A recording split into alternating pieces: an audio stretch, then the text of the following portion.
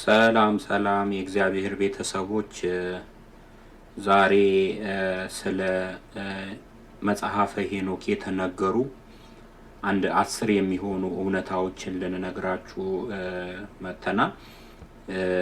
የመጀመሪያው የሄኖክ የትውልድ ሐረግ ነው።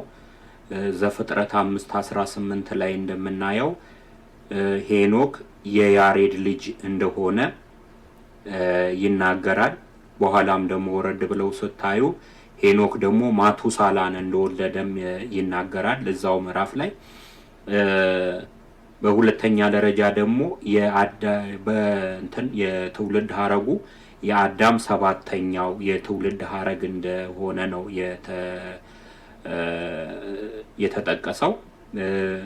በሶስተኛ ደግሞ ሄኖክ የስሙ ትርጓሜ ሄኖክ ማለት መታደስ ወይም ህዳሴ ማለት እንደሆነም ይነገራል።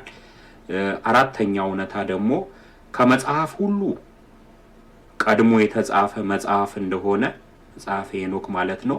ከመጽሐፍት ሁሉ ቀድሞ የተጻፈ መጽሐፍ እንደሆነም ይሄ አራተኛው በእውነታ ደረጃ ያዘጋጀንላችሁ ነው። በአምስተኛ ደረጃ ደግሞ መጽሐፈ ሄኖክ ከመጻፉ በፊት የሰው ልጅ ወደ 1000 ዓመት የሚጠጋ ዓመት በላይ ያለ ጊዜ ያለ መጽሐፍ እንደኖረም ነው መረጃዎች የሚሉት ማለት ነውና ይሄ አምስተኛው ነው። በስድስተኛ ደረጃ ደግሞ መጽሐፈ ሄኖክ የሚዳስሳቸው ነገሮች ከምድር እስከ ጠፈር ያለውን ነገሮች ሁሉ የሚተነትን መጽሐፍ ነው። ለምሳሌ ስለ ነፋሳት የሚያወራበት አንቀጽ ምዕራፎች አሉ። ስለ ፀሐይና ጨረቃ፣ ስለ ነገደ መላእክት፣ ስለ ክፉ ሰዎችና ደግ ሰዎች፣ ስለ ገነትና መንግስተ ሰማያት እነዚህን የመሳሰሉ ነገሮችን ሁሉ የሚያብራራ መጽሐፍ በመሆኑ ልዩ ያደርገዋል። ትንቢት፣ ራእይ፣ ፍልስፍና የመሳሰሉ ነገሮችን አጠቃሎ የያዘ መጽሐፍ ነው። በሰባተኛ ደረጃ ደግሞ ይሄው መጽሐፈ ሄኖክ 42 ምዕራፎች እንዳሉት ይታወቃል። የጻፈውም ራሱ ሄኖክ እንደሆነ ይነገራል።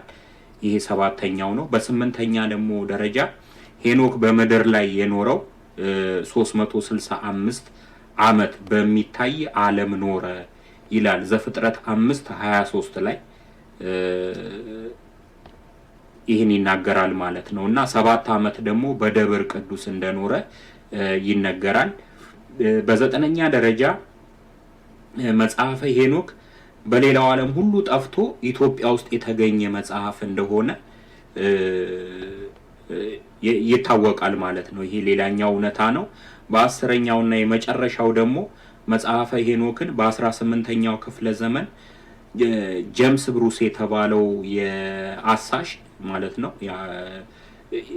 የግዕዙን 3 ኮፒዎች ወስዶ ለዓለም እንዳስተዋወቀው ይነገራል ማለት ነው። ይሄንን መጽሐፍ ሄኖክ የሚባለውን መጽሐፍ ከኢትዮጵያ 3 የግዕዝ ኮፒዎችን ወስዶ ለዓለም አስተዋውቆታል እና ይሄ ነው ለዛሬ በመጽሐፈ ሄኖክ እውነታዎች ዙሪያ ያዘጋጀንላችሁ።